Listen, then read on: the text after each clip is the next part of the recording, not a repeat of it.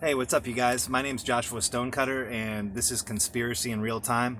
I'm a Florida resident who brings you real life conspiracy theory stuff that you can apply to your everyday life. You can apply this stuff that I talk about to your local school, church, hotel. I'm going to jump right into it, you guys. It's Halloween. I'm not going to say Happy Halloween. It's a cult holiday. I don't celebrate it at all. My parents, I believe, I grew up in like some kind of MK Ultra type family, and my parents dressed us up as all sorts of bizarre stuff for Halloween. They dressed my brother and I both up as a white rabbit. We all know the meanings behind white rabbits. If you don't know um, the significance or the symbolism behind the white rabbit and stuff, then you know, do some research. When you guys are researching this stuff on the internet, don't use Google. Make sure you're using other search engines. So, the story I'm going to tell you about is something that happened to me at the Avanti Hotel, and that's in Orlando, Florida. I had just quit my job in California, and I had flown back to Florida. I had flown back to just kind of reset. There's two different times I was in California, so I get them a little confused. This was the time that I was in California the first time. This was the first time. I broke up with Kathy, my girlfriend. I gave her the keys to the Mustang. I gave her my cell phone, and I just said, get away from me. I went to try to work on my buddy's pot farm, but it was a total setup. They were just there to mess with me.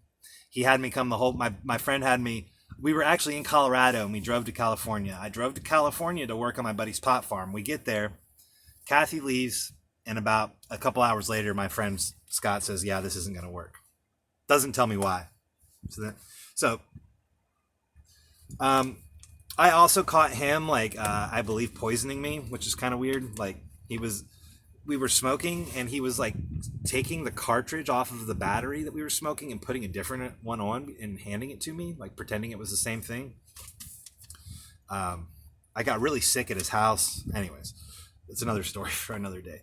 So I come back to Florida, right? And I fly into Orlando and I get a hotel room because I just wanted to just chill for a night or two. I didn't really know what I was doing. I didn't have a firm game plan. And so I booked a room at the Avanti. Well, I get to the Avanti. I get an Uber there. I check into my room. There's a beautiful girl in the room next to me. And she wants to talk. And I'm a talker. You know what I'm saying? I like to talk. So me and her, we start talking. And she wanted to know all about this stuff, all about the gang stalking stuff, and all about everything I'd been through, and what I thought about the politicians. And if, there's a lot of talk about the PED stuff, okay? She was talking a lot about the PED stuff. And she was playing dumb, right? In hindsight, stupid me, she was just another honeypot, you guys. I mean, I broke up with Kathy, the honeypot, flew back to Florida and am faced with another one. And immediately, I fall for it immediately. I mean, this girl was gorgeous. Okay, so it's also worth mentioning that this woman had two young girls with her, two very young girls. I don't know what she was doing at the Avanti with those girls, but I have a sneaking suspicion, okay? So we talked really late. The next day, I went to the dispensary, and I went out by the pool because I think I'd booked the room for 2 nights, perhaps. You know what? I'm not sure. No, I just had it for 1 night. So I see her the next day out by the pool, and she tells me that she got a harassing phone call in her room. That she picked up the phone, and somebody called and said, hey, I seen you down at the pool. And apparently her and the two girls were at the pool earlier that day. She sounded really concerned and freaked out, so she was going to change rooms. I said, hey, listen, it wasn't me that did it, in case you're thinking it was me. And she's like, no, I didn't think it was you. She said the guy sounded like he was African American. I was like, okay. So that was the last I saw of the girl, right? She said that she changed rooms. I go back to my room. A couple hours later, I get a harassing phone call. This call says, hey, I seen you down at the pool. I call the front desk. They have no way of telling it, like, who called me or whatever. So I'm thinking at this point, okay, something isn't right with this hotel. You know, it's in the middle of COVID. I've seen all these couples walking around, like ghetto looking couples, right? And they all have kids with them, like one kid. But they look like these people look like drug dealers. They look like drug dealer. It looked like a drug dealer, a prostitute with a kid. And then I'm getting harassing calls. Let me turn this down a little bit. Getting this beeping. Oop. That's my AC adapter. I got this ring light. Turn it down some. Okay, so I could tell that nothing was going to be done about this harassing phone call. So I called the police just to file a police report, right?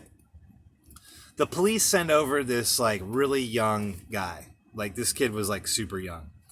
And what he said was that the other sheriffs, they sent over a sheriff. He said the other sheriffs are patrolling Disney right now. That's what he told me. The other sheriffs are patrolling Disney, and you know, they told me to take a report. So I say okay, and I tell him immediately, listen, you know, I want to speak with one of your senior officers. You know, I don't want to just leave a report with you. I want to speak with one of your senior officers. And the reason I said that was because I know a little bit about the police, and I know that like requires some accountability. And I said, listen, I know that like it might take a long time, you know, and I know that you guys are not working on my schedule, but just at some point this evening, if you could have your commanding officer speak with me on the phone or come by and talk with me, I would really appreciate it. They said, okay. Well, a couple hours later, Officer Harvey comes by, the sheriff, and she is standing there talking to me. I start relaying to her what I think's going on at the hotel. And I start talking to her about what I think's going on around the country. I start telling her about how I've been traveling and seeing all these hotels, and how every hotel I go to, all the sketchy ones, this weird stuff happens to my phone. And at a lot of these hotels, there's pretty much every single one, there's a black Mercedes. At every single one, there's a black Mercedes, and it just sits there. It doesn't move. There's some connection with these black Mercedes. I don't know what it is. Something to do with trafficking, sex trafficking. So this is the weird thing, you guys. When I was talking to Officer Harvey, or this is the alarming thing. When I was talking to Officer Harvey, I could tell from the look in her eyes that she knew what I was talking about. She almost started crying, you guys. I could see her biting her cheeks. I could see her eyes watering up, because this is what I was saying to her. I was saying, listen, like, I'm not here to tell you how to do your job, but you're a police officer. Like, you guys have sworn to do a duty, and it seems like there is something horribly wrong with this hotel. There's something not right with it. And when I told her that, that's when her eyes started welling up. This is what she told me. She said that if I didn't want to experience this type of thing, that I should go far north of the I-4 corridor. I didn't really think much of it, right? They talked to me. They just kind of, said, all right, well, thank you for letting us know what you think. And it was obvious it was obvious when I was talking to them, because two other sheriffs showed up after I was talking to Officer Harvey. It was obvious when I was talking to them that they knew what was going on there. It was just blatantly obvious to me. Like, they weren't there to it wasn't like I was giving them some information and they're like, oh, really? No way. They knew what was going on at that hotel. And I believe there's some kind of trafficking going on there, because they told me to call back if I noticed anything out of the ordinary. Well, I did. Let me tell you what I noticed that was out of the ordinary. Let me see here. There was no room number on the back of the door. So if you were in the room, right, from sitting in your hotel room, you would have no idea which room you were in. Looking at the map on the hotel, they had a map on the wall, right? And it didn't have the "you are here" thing. I knew which room I was in. Okay, but it didn't have the "you are here" button, little dot. Now this is weird. The room above me and the room below me, it had scratched off of the map, as if those rooms weren't available or didn't exist or there's nobody in them. But here's the thing, you guys. I heard people in both of those rooms. I heard kids running around in the room above me the whole time that I was there, and the room below me, I heard noises. I was sitting there on the bed, okay? And I remembered one of the things from dating Kathy, the knock twice. They always knock twice on things, or cough twice, or it's to let each other know where they're at. It's also done to harass targeted individuals, you know what I mean? To like make them think they're being spied on and all this stuff. And it's something that Kathy would do at the weirdest times. Like we would get picked up by an Uber driver and she would make a noise 2 times and the Uber driver would make a noise 2 times, like with their seatbelt.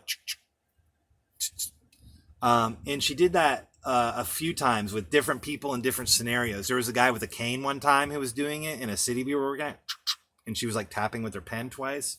It's really weird, you guys. I don't fully understand a lot of this stuff. So I knocked. You have to understand that I'm like half crazy, okay? I mean, I am. I knocked twice on the floor. Thought maybe something would happen. Something did happen, you guys. All of a sudden, there was a draft underneath my freaking bed. All of a sudden, there's air coming out from underneath my bed, from the room underneath me. I got chills. I lifted up the mattress and looked underneath the bed, and some of the tiles were up off the floor. It looked like it would have been possible to pass things from the room into the room below, or vice versa. So I noticed those things, and I noticed like all the couples there with kids and everything, and just something didn't seem right. Okay. So I called the sheriff's back, the non-emergency line, and I said, hey, I noticed some more things. Please hit me up. Officer Harvey called me back and she said, listen, I'm going to have, I'm getting ready to get off shift, but I'm going to have this other person come out there and he's going to take your report. He's going to write down the things. Okay. I said, cool. Well, it got to be like, I got a little bit of sleep. It got to be like 9 o'clock in the morning, 10 o'clock in the morning the next day. No call. Next thing you know, guess what, you guys? It's checkout time. And I realized, okay, this is what's happening. Nothing is happening. Nothing is being done about my phone call. Nothing's being done about the things I brought to these people's attention. Nothing's being done about the harassing phone calls I received. Nothing's being done about this person who travels all around and sees hotels all over the United States, who's sitting there saying something doesn't seem right with this place, but nothing's being done about it. The sheriff's not doing anything. So I didn't really know what to do. So I booked the room for another night because I was like, man, I need to report this stuff. Like I felt like I had a duty. I was like, I've stayed in a lot of hotels. This hotel seems like it might be some kind of trafficking or human trafficking hotel, possibly. There's some weird stuff going on here, man. And I think that people need to address it. Well, I didn't say any of that. This is just what I was thinking. I called the non-emergency line again. They said, yeah, sir, we're going to send somebody out. Around 2 or 3 in the afternoon, all of a sudden, I get cornered by like 4 sheriffs outside my room. And they start screaming at me, you guys. This dude's in my face. If you ever call 911 again, you're going to jail. I mean, just screaming at me. I thought they were going to beat the crap out of me. These people that showed up, they were in sheriff's outfits, you guys, but they were doing the work of the devil, okay? These people were... They wanted to beat me up and throw me in a mental institute or kill me or something. That's what they wanted to do. But they made it very clear. If I called 911 again, which I hadn't been doing, I'd been calling the non-emergency line. But they said if I called again that they would arrest me. That they of course didn't take down any of the information I had. And while all this is going on, while they're screaming at me and berating me, all of a sudden the hotel walks up with another sheriff with this big yellow piece of paper. And boom, they trespassed me from the property for no reason. No reason given whatsoever. No reason given. It didn't make any sense to me. I mean, it did and it didn't. You know what I'm saying? Like it all happened so fast. But like as soon as I was when they trespassed me, I was like, oh, this is serious, man. There's something going on at this hotel. There's something going on at the Avanti Hotel in Orlando, Florida. And if you don't believe me, just go stay there. Just go stay there yourself and see what happens. Okay? Keep your eyes open. The avatar on my YouTube channel, I got from either their Instagram or their Twitter page or their Facebook. If you go through the Avanti's Instagram, Twitter, and Facebook, you will find photos of children being objectified, like being posed in positions that you would find adults in. And when I say children, you guys, I am talking about young children. Very young. They even had some ads with the texts that you would find in classified ads for sex workers next to these kids with like the little spray raindrop symbols and stuff. Like, meaning for sex workers that you can do whatever you want to do without protection. That's what that means. And or like golden showers or whatever. I know this is like weird, sick stuff, you guys, but somebody's. I don't think I'm judge, jury, and executioner. You know what I'm saying? I don't feel like I'm liberating the world or anything, but like, yo, man, the sheriffs obviously had no desire to do anything about this whatsoever. And when I spoke with like a federal agent about it, all they said was, "What did you see? Did you see anything happen?" And I'm like, "Nope." And they're like, "All right, peace." I'm not a narc, you guys. Like, look, I see illegal stuff every day. I work out on the streets. I went back working petitions. I'm out on the streets every day working street corners. I see people smoking crack and all sorts of stuff. I don't narc on people, man. But when you start messing with kids, when you're talking about messing with children, totally different story. That's why, like, I'm investigating all this stuff that happened to me when I was a kid. You guys, something I think happened to me when I was a kid. You know, it explains, check this out, you guys. I think they used tranquilizers on me. It's possible. Because when I started having an issue with substance abuse, one of the first things I did was tranquilizers, and it made me flash back to being a child. There's also a couple other memories that I have that I don't want to talk about here on my show.